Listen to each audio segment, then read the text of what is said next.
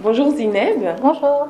merci beaucoup d'avoir accepté l'invitation ISUL et on est vraiment très ravis de te recevoir aujourd'hui. Avec plaisir.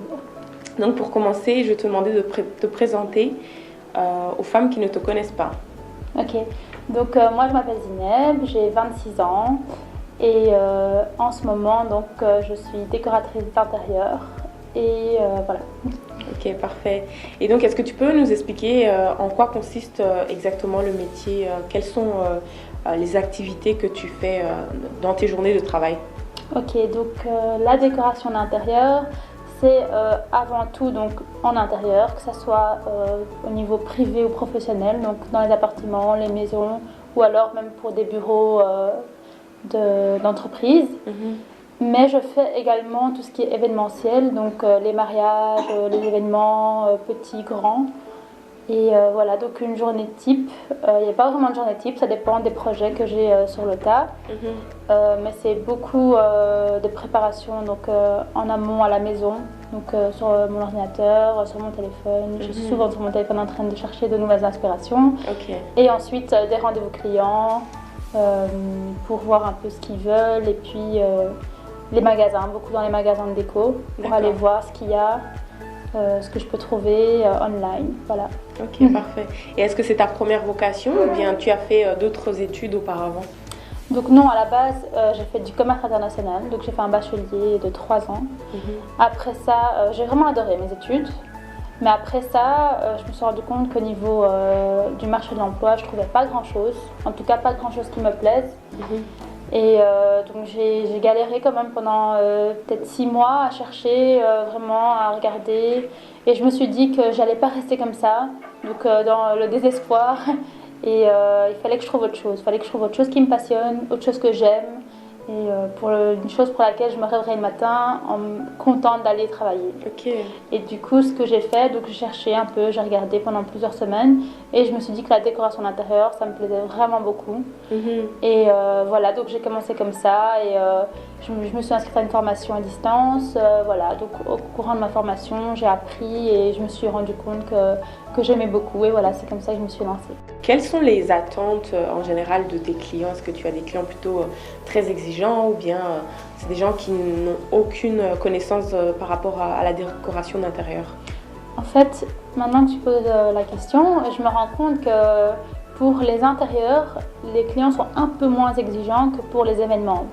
C'est normal parce que par exemple pour un mariage, on a généralement, nous les femmes, des idées bien précises de ce qu'on veut. Et donc là, c'est vrai que les exigences, elles sont un peu plus strictes, on va dire. Parce que voilà, je veux que ça soit comme ci, comme ça, il faut autant de fleurs, Enfin, c'est plus dirigé, on va dire, la déco. Je peux, bien sûr qu'il y a toujours ma créativité à moi que j'apporte, que le client adhère ou pas, mais généralement, ça a toujours bien fonctionné. Mais pour les événements, c'est plus strict. Et pour les intérieurs, c'est plus moi qui arrive avec des idées, parce que généralement, les gens ne savent pas ce qu'ils veulent. Ils disent juste, j'aime bien cette couleur-là, j'aime cette couleur-là. J'ai vu que c'était à la mode le scandinave par exemple, ça tout le monde aime en ce moment. Mais donc là, il faut plus les diriger. Voilà, donc exigence, ça dépend. D'accord, ok. Par exemple, admettons, un couple vient te voir, ils viennent de déménager, ils n'ont encore rien acheté, ils n'ont aucun meuble et ils te demandent simplement, nous on veut avoir un appartement, une maison agréable. On se sent vraiment bien quand on rentre chez nous. Quels sont les éléments que tu vas prendre en considération? Déjà, pour moi, la pièce principale, c'est vraiment le salon, donc le living. Donc là, il faudra vraiment miser sur le cosy, pas trop strict dans le sens pas de fauteuil en cuir ou alors un fauteuil en tissu avec beaucoup de coussins, des plaids, vraiment une atmosphère chaleureuse en fait, pour faire qu'ils se sentent bien dans leur pièce principale parce que c'est là qu'on reçoit, c'est là qu'on passe le plus de temps devant la télé, etc. Donc plus dans le cosy, en fait, vraiment miser sur ça et en restant moderne, bien sûr. Donc voilà. Et si c'était à refaire, est-ce que tu referais le même choix de carrière J'y ai souvent pensé, franchement oui, parce que comme je t'ai dit, j'ai vraiment beaucoup aimé mes études de commerce international et j'espère un jour pouvoir faire un deuxième projet peut-être, même lié, en ajoutant en fait tout ce que j'ai appris, en tout cas dans le commerce, à mon activité actuelle. Oui, je referai la même chose. Franchement, je pense que je referai la même chose. Oui. Ouais. Et c'est vraiment très courageux de ta part de faire 3 ans d'études et puis de te dire, ok, non, là, je vais me rediriger parce qu'il y a beaucoup de gens qui sont dans la même situation que toi. Ils ont fait des études et puis se disent, non, mais je ne vais pas retourner à l'école, etc. Qu'est-ce que tu pourrais donner comme conseil pour motiver ces personnes-là qui sont dans des difficultés, je veux dire, professionnelles? C'est vrai que c'est pas facile et souvent en fait quand je rencontre d'anciens collègues qui étaient avec moi à l'école, ils me disent ah tu fais de la déco, comment ça se fait, parce que eux travaillent dans les banques, travaillent dans les assurances, vraiment des trucs complètement opposés, mais je me dis juste et je dis aux gens qui savent pas quoi faire, qui sont coincés après leurs études, parce que j'en connais beaucoup, il faut pas s'arrêter là, parce il faut savoir, c'est par exemple allez, quand tu manges une glace, t'aimes pas juste la glace à la vanille, t'aimes plusieurs goûts. Donc même dans tes choix, dans tes activités, c'est sûr que t'aimes plus de choses que juste le commerce, que juste le marketing, que juste la communication. Il faut élargir en fait ses horizons, regarder, découvrir, s'informer, peut-être aller dans les salons de l'emploi, parler à des gens qui font le métier, ça c'est important. Moi, avant de m'inscrire, j'ai d'abord été parler à des gens qui font le métier, sur les réseaux sociaux, même des gens que je connaissais pas. On va dire que j'ai osé passer le cap de me renseigner, de voir comment c'était vraiment dans la vraie vie, et donc et pas s'arrêter en fait, pas voir une porte se fermer et alors ça y est, on est là, on est bloqué, et alors se retrouver parfois dans des métiers qu'on n'aime pas vraiment. Ouais. Et faire quelque chose qu'on n'aime pas. Quels sont les atouts et les qualités nécessaires pour exercer le métier de décoratrice d'intérieur? Alors, je dirais avant tout être créatif, ça c'est on va dire une qualité, et généralement c'est inné, donc il faut aimer être créatif, voir les choses en grand, s'imaginer en fait, déjà quand tu arrives dans une pièce, déjà s'imaginer ce que tu pourrais en faire, mais ça s'apprend aussi, hein, ça s'apprend. Oui. Organiser, parce qu'il y a plusieurs étapes dans le processus avant que la déco soit parfaite et que tout aille bien, il y a plein de processus à respecter, donc l'organisation c'est important. Alors, l'écoute. Oui. Ça peut-être j'aurais dû le dire même en premier, parce que c'est l'écoute. Parce que chacun ses goûts, comme on dit. Et moi, je peux arriver dans une pièce et avoir une idée bien précise de ce que j'aimerais faire de cette pièce, mais c'est pas ma maison, c'est pas mon appartement, c'est pas mon mariage, c'est pas mon événement. Donc il faut être à l'écoute et voir ce que l'autre veut, souhaite, et pour qu'après le client soit satisfait. Hein. Ça, c'est la méthode des récompenses, c'est d'avoir un client satisfait à la fin. Donc l'écoute, et puis oser, la rigueur, ça c'est pour tous les métiers d'entrepreneur, il faut oser, il faut y aller, il faut être motivé, voilà. Ok. Comment est-ce que tu fais pour allier ta vie privée et ta vie professionnelle? Ça c'est une bonne question. Je suis maman en fait depuis 10 mois maintenant, on a un petit garçon, et c'est vrai que c'est pas toujours facile.